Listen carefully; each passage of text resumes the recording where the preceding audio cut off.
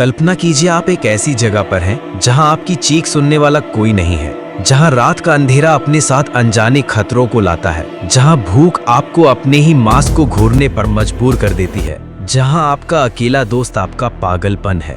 ये कोई कल्पना नहीं, ये हकीकत थी 26 साल की क्लारा की। 456 दिन, एक लड़की, एक वीरान टापू और हजारों खूनी रातें।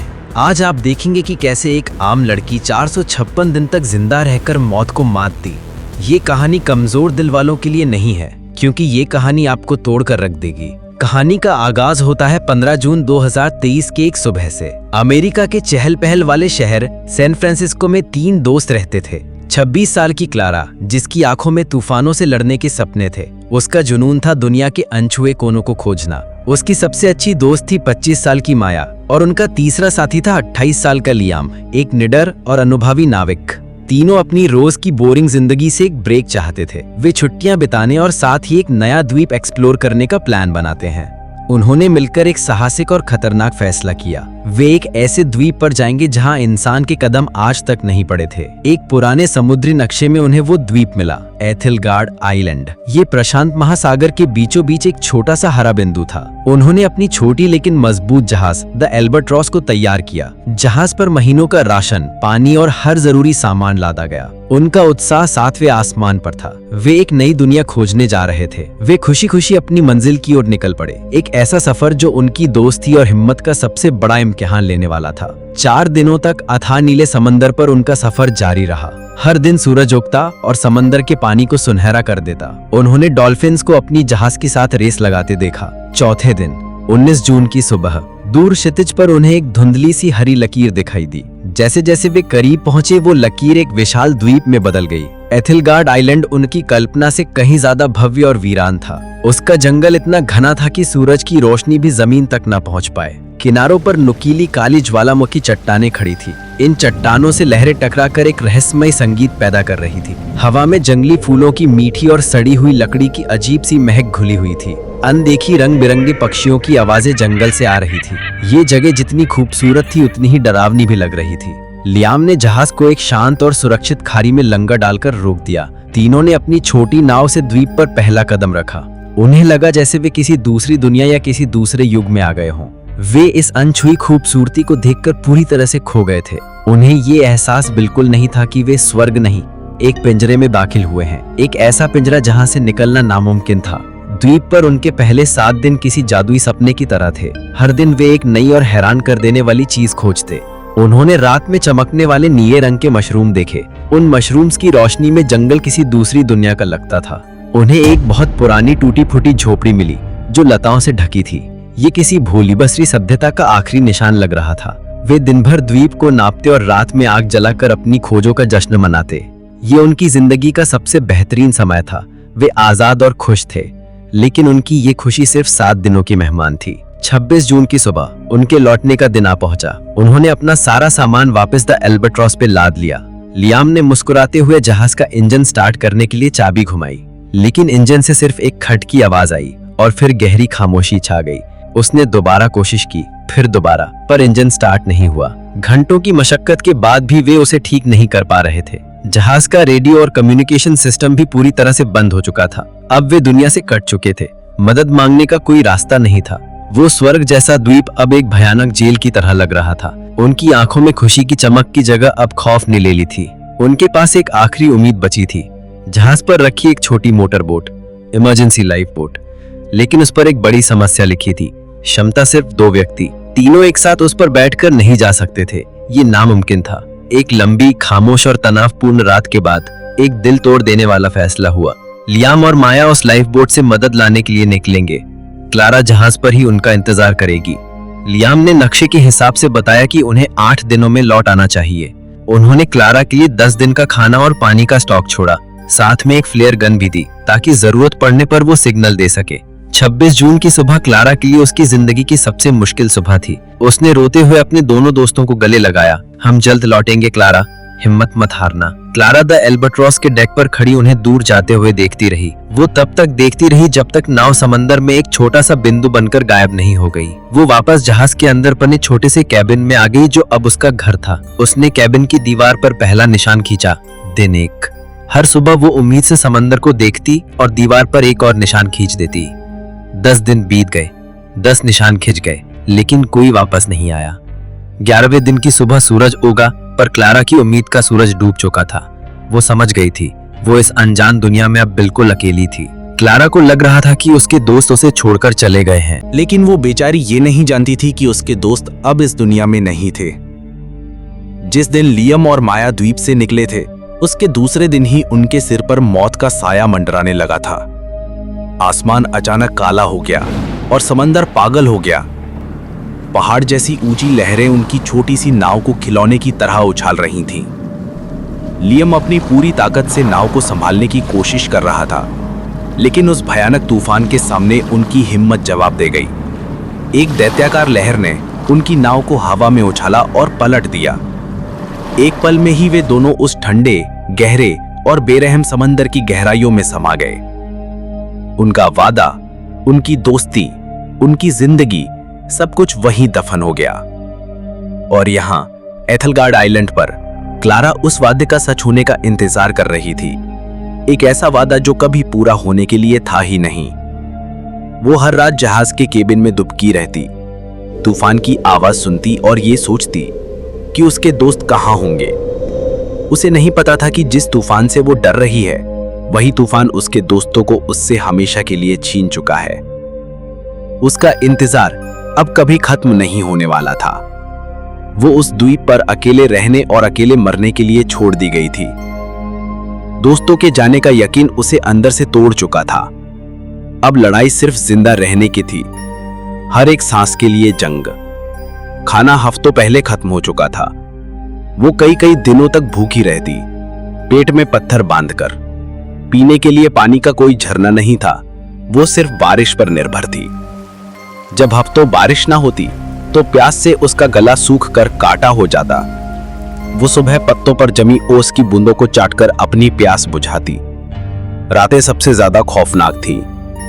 जंगली सुअरों के झुंड जहाज के आसपास घूमते और जमीन खुरचते। उनकी घुरघुराने की आवाज सुनकर क्लारा की रूह कांप जाती थी। वो केबिन का दरवाजा कसकर बंद कर लेती और खामोशी से सुबह का इंतजार करती। लेकिन भूख किसी भी डर से बड़ी होती है। एक दिन कई दिनों की भूख से तड़पकर उसने एक फैसला किया, अगर जीना है तो मारना होगा। जहाज से मिले लोहे के एक टुकड़े को पत्थर पर घिसकर एक धारदार भाला बनाया। उसने खतरनाक जंगली सूअर का शिकार करने की ठानी। ये एक जानलेवा फैसला था जिसमें एक चूक का मतलब मौत था। लेकिन क्लारा के पास अब खोने के लिए कुछ नहीं बचा था। क्लारा की जिंदगी अब एक रूटीन बन चुकी थी, शिकार करो, जिंदा रहो। उसने कई हफ्तों की कोशिश और कई चोटों के बाद अपना पहला शिकार किया। उस दिन उसने कई महीनों बाद पेट भरकर मांस खाया था, लेकिन हर शिकार एक जानलेवा जंग होती थी। दिन हफ्तों में, हफ्ते महीनों में और महीने साल में बदल गए। क्लारा ने दीवार पर 365 निशान पूरे कर लिए थे। एक साल बीत चुका था। शहर की वो नाजुक लड़की अब पूरी तरह से एक जंगली योद्धा बन चुकी थी। उसने सुअरों की खाल से अपने लिए मजबूत लिबास बनाया था। अकेलेपन से लड़ने के लिए उसने बांस से एक छोटी सी बांसुरी बना ली थी। हर शाम वो उस पर दर्द भरी धुनें बजाती जो उस वीरान द्वीप पर गूंजती थी। समय बीतता रहा। दीवार पर निशानों की संख्या 400 पार कर चुकी थी। क्लारा अब शारीरिक रूप और मानसिक रूप से थक चुकी थी, टूट चुकी थी। एक दोपहर वो उदास बैठी जहाज के डेक से समंदर को देख रही थी। तभी उसे दूर क्षितिज पर एक बिंदु दिखा। वो एक जहाज था। क्लारा की सूखी रगों में अचानक जैसे खून की बाढ़ आ गई। वो अपनी पूरी ताकत से चिल्लाई। उसने आग जलाई, कपड़े लहराए, लेकिन सब बेकार गया। जहाज अपनी राह पर चलता रहा और आंखों से ओझल हो गया। उस दिन क्लारा का दिल हमेशा के लिए टूट गया, लेकिन उसी टूटे हुए दिल से एक नई जिद ने जन्म लिया। मैं यहां सड़कर नहीं मरूंगी, मैं इस समंदर से लड़ूंगी। उसने फैसला कर लिया, वो इस द्वीप से भागेगी। लगभग 1 महीने तक क्लारा ने दिन रात एक कर दिया। उसने बांस के सबसे मजबूत लट्ठों और लताओं को इकट्ठा किया। उसने अपनी पूरी ताकत और द्वीप पर सीखी हार कला का इस्तेमाल किया। उसने बांस के लट्ठों को कसकर बांधकर एक छोटा सा बेड़ा बनाया। उसने जहाज के मलबे से मिले कपड़े का एक छोटा सा पाल भी तैयार किया। उसने अपनी नाव को नाम दिया होप, यानी उम्मीद। उसने अपने साथ कुछ हफ्तों के लिए सूखी मछली और मांस जमा किया। मीठे पानी के लिए उसने नारियल के खोखले खोलों को भर लिया। और हाँ, उसने अपनी वो कीमती बांसुरी भी अपने साथ रख ली। 426वें दिन उसने अपनी छोटी सी होप को समंदर में धकेला। उसने आखिरी बार अपने उस द्वीप को मुड़कर देखा जो उसकी जेल भी था और घर भी, और फिर वो अनजान अथाह समंदर में उतर पड़ी। शुरुआती कुछ दिन उसकी हिम्मत बनी रही, वो पाल की मदद से आगे बढ़ती रही, लेकिन जल्द ही उसे इस सच्चाई का सामना करना पड़ा। वो इस अंतहीन समंदर में एक पत्ते की तरह थी जिसका कोई किनारा नहीं था। चारों तरफ मीलों तक सिर्फ नीला पानी और खामोशी थी। अब उसे द्वीप का अकेलापन भी एक नेमत लगने लगा था। उसका खाना और पानी हर गुजरते दिन के साथ कम हो रहा था। उसने अपनी जिंदगी का सबसे बड़ा और सबसे खतरनाक जुआ खेला था। 1 महीना, फिर 2 महीने, क्लारा अब समंदर में पूरी तरह खो चुकी थी। लगभग 450 दिन अकेले लड़ते लड़ते वो अब अपने अंत के करीब थी। उसका सारा खाना और पीने का पानी कई हफ्ते पहले ही खत्म हो चुका था। वो अब सिर्फ बारिश के पानी के सहारे जिंदा थी जो कभी कभार बरसता था। दिन का जलता हुआ सूरज उसका सबसे बड़ा दुश्मन था। उसकी त्वचा झुलस कर काली पड़ गई थी और जगह जगह से फट गई थी।